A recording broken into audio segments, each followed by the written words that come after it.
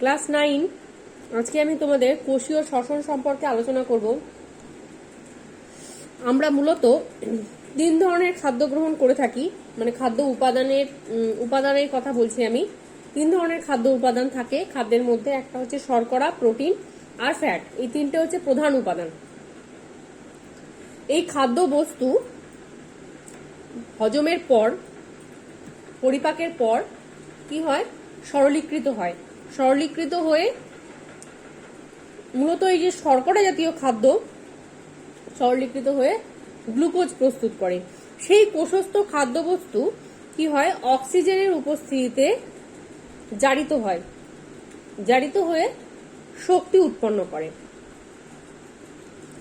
খাদ্যের মধ্যে অবস্থিত যে শক্তি, স্থৈতিক শক্তি, সেই শক্তি রাসায়নিক শক্তিতে রূপান্তরিত হয়, যেটা এটিপির মধ্যে সেই শক্তিটি সঞ্চয় থাকে, মানে সঞ্চিত থাকে। আর উপজাত বস্তু হিসাবে মানে বিক্রিয়ার পরে কি কি তৈরি হয়? কার্বন ডাই অক্সাইড তৈরি হয়, জল তৈরি হয় এবং বিভিন্ন ধরনের অন্যান্য জৈব পদার্থ তৈরি হয়। একেই বলা হয় কোষীয় শ্বসন। শ্বসন কোথায় হয়? প্রতিটি সজীব কোষে হয়। দিবারাত্র চলছে, দিবারাত্র শ্বসন ঘটে, অর্থাৎ দিন রাত সব সময় 24 ঘন্টা শ্বসন ঘটছে। শ্বসন বস্তুটা কি? যে সমস্ত বস্তু শ্বসন ক্রিয়ায় শক্তি নির্গত করে, কি কি সেই বস্তু? শর্করা, প্রোটিন আর ফ্যাট। এই 3 ধরনের খাদ্যবস্তু জারিত হয়ে শক্তি নির্গত হয়। খাদ্য শক্তির মুক্তি। সমস্ত প্রকার শক্তির মূল উৎস সূর্য হলো। জীবের কাছে এই শক্তির উৎস হলো কি? খাদ্য। যেমন সবজি উদ্ভিদরা সালোক সংশ্লেষ প্রক্রিয়ায় খাদ্য প্রস্তুত করে, সেই খাদ্যটা কি হয়? স্থৈতিক শক্তি রূপে আবদ্ধ হয়। তারপর সেই স্থৈতিক শক্তি, খাদ্যবস্তু স্থৈতিক শক্তি, সেটা কি হয়? কোষীয় শ্বসনের প্রভাবে সেটা জারিত হয়। জারিত হয়ে তোমার কার্বন ডাই অক্সাইড তৈরি হয়, জল তৈরি হয়, আর তোমার সেই শক্তিটি খাদ্যবস্তুর স্থৈতিক শক্তি রাসায়নিক শক্তিতে রূপান্তরিত হয়ে এটিপির মধ্যে আবদ্ধ হয় এবং সেই শক্তি জীবেদের নানা রকম কাজে ব্যবহৃত হয়। শ্বসন হচ্ছে এক ধরনের অপচিতি বিপাক, কারণ এই শ্বসনের ফলে জীবেদের শুষ্ক ওজন হ্রাস পায়, তাই শ্বসন হচ্ছে অপচিতি বিপাক। দেখো, একটি এটিপি যে অণু থাকে, একটি এটিপির মধ্যে উচ্চ শক্তির বন্ধনী থাকে। কি কি দিয়ে তৈরি হয় এটিপি? অ্যাডিনোসিন। এটিপি হচ্ছে অ্যাডিনোসিন ট্রাইফসফেট। এডিপি আর ইনঅর্গানিক ফসফেট, একটা ইনঅর্গানিক ফসফেট। অ্যাডিনোসিন ডাইফসফেটের সঙ্গে পিআই মানে ইনঅর্গানিক ফসফেট, অজৈব ফসফেট, সেটা যুক্ত হয়ে তৈরি করে অ্যাডিনোসিন ট্রাইফসফেট। ডাইফসফেট হচ্ছে এডিপি। দুটো ফসফেট গ্রুপ আছে ডাইফসফেটে, অ্যাডিনোসিন ডাইফসফেটে। সেটা যখন আরেকটা ফসফেটের সঙ্গে যুক্ত হয়, অজৈব ফসফেটের সঙ্গে, তখন সেটা ডাই থেকে ট্রাই হয়ে যায়, অ্যাডিনোসিন ট্রাইফসফেট হয়ে যায়। ট্রাই মানে 3টে ফসফেট গ্রুপ আছে, উৎপাদন হয় এবং 7.3 কিলো ক্যালোরি তাপ শক্তি সঞ্চিত হয় এটিপি উৎপাদনের। আবার এটিপি যখন ভেঙে যায়, এটিপি ভাঙলে অ্যাডিনোসিন ডাইফসফেট আর ইনঅর্গানিক ফসফেট তৈরি হয়, তখন সেই একই পরিমাণ শক্তি কিন্তু নির্গত হয়, অর্থাৎ 7.3 কিলো ক্যালোরি তাপ শক্তি নির্গত হয়ে যায়। এরপর আমরা শ্বসন আর দহনের পার্থক্যগুলো জেনে নেব। দহন মানে যদি ধরো কোনো আমরা কাগজকে বাতাসে পোড়াচ্ছি, আগুন দিয়ে জ্বালাচ্ছি, পোড়াচ্ছি, সেটা হচ্ছে কি? কোনো জিনিস পুড়ে যাচ্ছে। কয়লাকে পোড়াচ্ছি, কোনো জিনিস পুড়ে যাওয়া মানে হচ্ছে দহন। আর এখানে শ্বসনটা একটু আলাদা। শ্বসন হচ্ছে খাদ্য মধ্যস্থ যে শক্তি, স্থৈতিক শক্তি, সেটা কি হয়? তোমার রাসায়নিক শক্তিতে আবদ্ধ হয় এবং খাদ্যবস্তু জারিত হয়, জারিত হয়ে শক্তি উৎপন্ন করে। শ্বসন তাহলে সজীব কোষে ঘটে, কিন্তু দহন সজীব কোষে ঘটে না। এটা এক ধরনের জৈব রাসায়নিক প্রক্রিয়া। শ্বসন জীবদেহে ঘটে, আর এটি অজৈব রাসায়নিক প্রক্রিয়া। শ্বসন কেবলমাত্র সজীব কোষে সংঘটিত হয়। এটি জীব এবং জড় পদার্থে, মূলত জড় পদার্থে সংঘটিত হয়। শ্বসনে কোষের শ্বসন বস্তু জারিত হয়, যেমন বললাম গ্লুকোজ জারিত হয়। আর এখানে দহনে দাহ্য বস্তু, ধরো কয়লা পোড়াচ্ছি, তাহলে কয়লা হচ্ছে দাহ্য বস্তু। বা তোমার কি বলে কাগজ পোড়াচ্ছি, তাহলে কাগজ হচ্ছে দাহ্য বস্তু, তাহলে দহনে দাহ্য বস্তু সবটাই কি হয়, ধ্বংস হয়ে যায়। শ্বসনে উৎসেচকের ভূমিকা আছে, দহনে উৎসেচকের কোনো ভূমিকা নেই। শ্বসনে অক্সিজেনের প্রয়োজন হতেও পারে বা নাও হতে পারে, মুক্ত অক্সিজেনের প্রয়োজন হয় বা কখনো কখনো অক্সিজেনের প্রয়োজন হয় না। আর দহন কিন্তু মানে কোনো জিনিস পোড়াতে গেলে বা জ্বালাতে গেলে কিন্তু অক্সিজেনের প্রয়োজন, অক্সিজেন ছাড়া সেই জিনিসটা পুড়বে না। এই প্রক্রিয়ায় খাদ্যবস্তু ধীরে ধীরে জারিত হয়, আস্তে আস্তে জারিত হয়। এই প্রক্রিয়ায় দাহ্য বস্তু খুব তাড়াতাড়ি পুড়ে যায়, নষ্ট হয়ে যায়, ঠিক আছে, দগ্ধ হয়। শ্বসনে সাধারণত তাপ উৎপন্ন হয়, এই প্রক্রিয়ায় তাপ এবং আলো দুটোই উৎপন্ন হয়। এই প্রক্রিয়ায় উৎপন্ন শক্তি এটিপির মধ্যে আবদ্ধ থাকে, এই প্রক্রিয়ায় উৎপন্ন শক্তি কোথাও সঞ্চিত হয় না, বেরিয়ে যায়। শ্বসন জীবকোষের নির্দিষ্ট তাপমাত্রায় সম্পন্ন হয়, আর এটি উচ্চ তাপমাত্রায় সম্পন্ন হয়। এই শ্বসন আর দহনের পার্থক্যটা খুব ভালো করে মুখস্থ করবে, পরীক্ষায় আসে। এবার বিভিন্ন ধরনের কোষীয় শ্বসন সম্পর্কে আমরা জেনে নেব। মূলত 3 ধরনের শ্বসনের কথা আমরা জানবো। একটা হচ্ছে সবাত শ্বসন, একটা হচ্ছে অবাত শ্বসন, আর একটা হচ্ছে সন্ধান। যে শ্বসন পদ্ধতিতে তোমার কি বলে মুক্ত অক্সিজেনের উপস্থিতিতে যে শ্বসনটা ঘটছে সেটা হচ্ছে সবাত শ্বসন, আর যেখানে মুক্ত অক্সিজেনের অনুপস্থিতিতে যে শ্বসনটা ঘটছে সেটা হচ্ছে অবাত শ্বসন।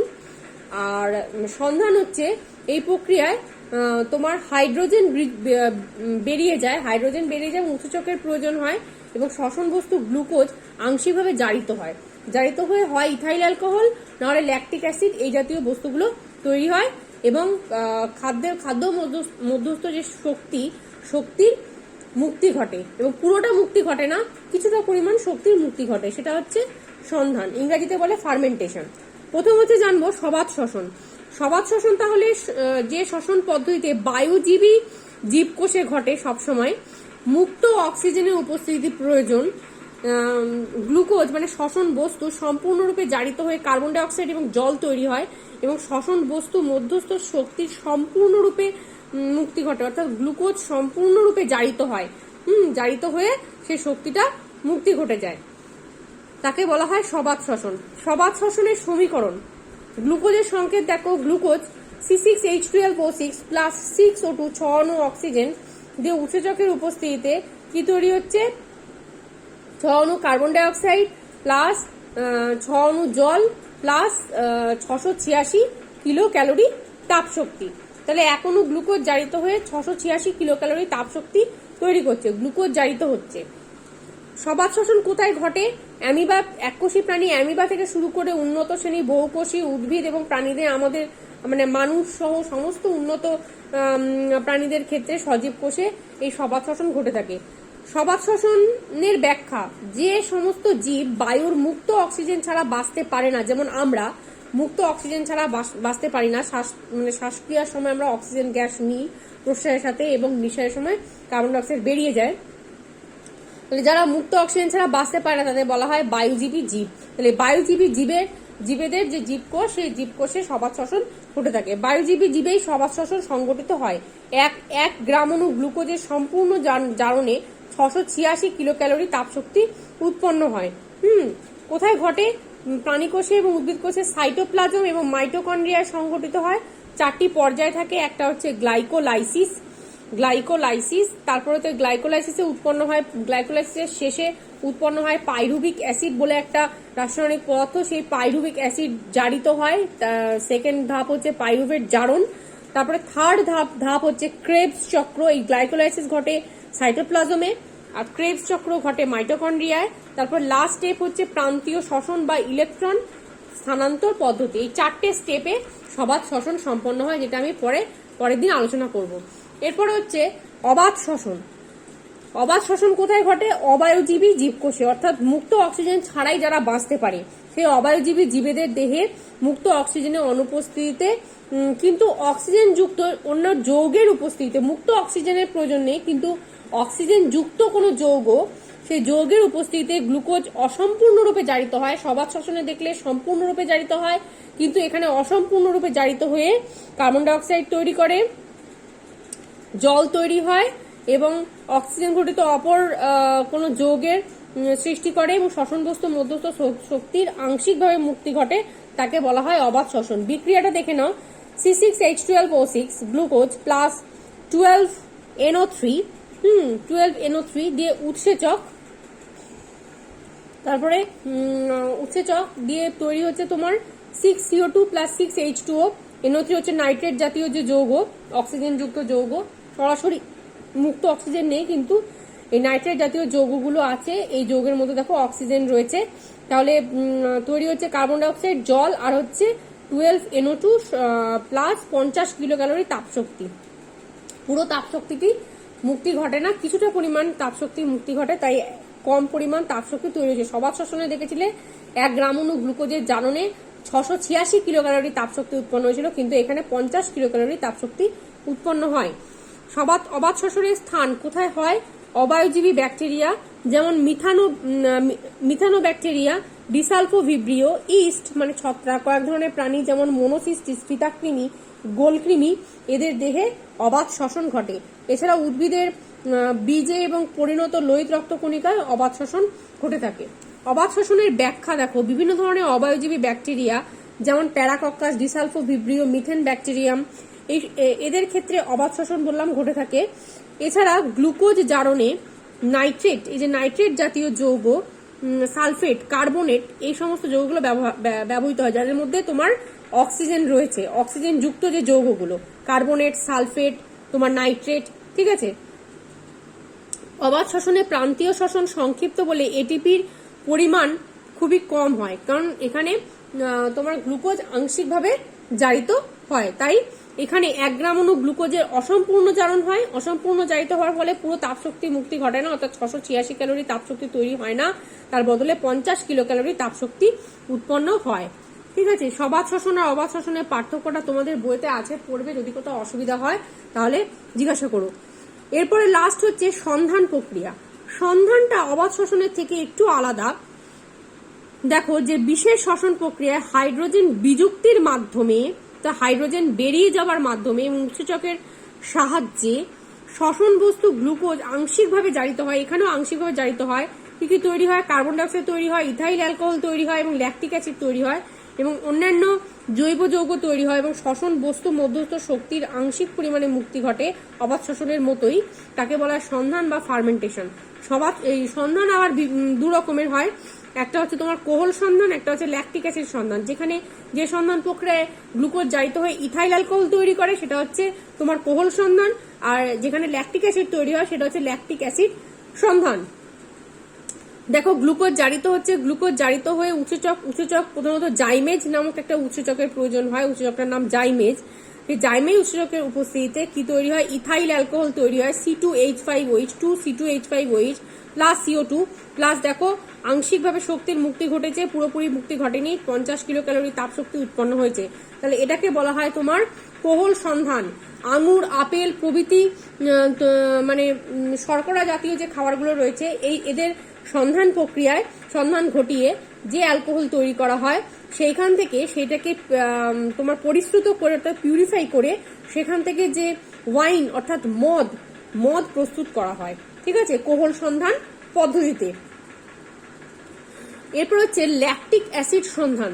ল্যাকটিক অ্যাসিড সন্ধানে কি হয়? গ্লুকোজ জাতীয় শ্বসন বস্তু কি হয়? অক্সিজেনের অনুপস্থিতিতে আংশিকভাবে জারিত হয়, জারিত হয়ে ল্যাকটিক অ্যাসিড তৈরি করে এবং স্বল্প পরিমাণ তাপশক্তি উৎপন্ন হয়, তাকে বলা হয় ল্যাকটিক অ্যাসিড সন্ধান। গ্লুকোজ জারিত হয়ে ল্যাকটেট ডিহাইড্রোজিনেজ বলে একটা উৎসেচক লাগে, উৎসেচকটার নাম ল্যাকটেট ডিহাইড্রোজিনেজ। এই উৎসেচকের উপস্থিতিতে কি হয়? ল্যাকটিক অ্যাসিড তৈরি হয়, CH3CHOH COOH ল্যাকটিক অ্যাসিড তৈরি হয় প্লাস 36 কিলো ক্যালোরি তাপশক্তি উৎপন্ন হয়। কোথায় হয়? ইস্ট নামক ছত্রাকে হয়, ল্যাক্টোব্যাসিলাস নামক ব্যাকটেরিয়ায় হয়। এছাড়াও আমাদের যে পেশি কোষ আছে সেই পেশি কোষের সন্ধান প্রক্রিয়া দেখতে পাওয়া যায়। তাহলে আজকে এই অবধি থাক।